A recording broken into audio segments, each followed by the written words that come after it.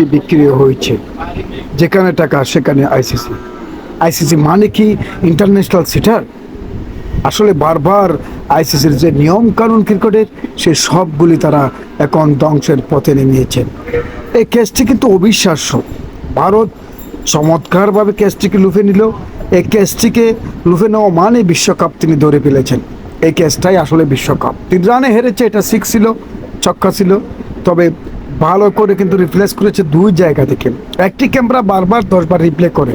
যদি এই কেসটি যদি বাংলাদেশের বিপক্ষ হতো বা বাংলাদেশের পক্ষ হতো, তাহলে দেখবেন যে এটা শুধু 20 বারের উপরেই রিপ্লেস করতো। কিন্তু কেন থার্ড এম্পায়ার বারবার এটাকে রিপ্লেস করলো না, বা কেনই বা তিনি এটাকে 2 বার দেখিয়ে সিদ্ধান্ত নিল?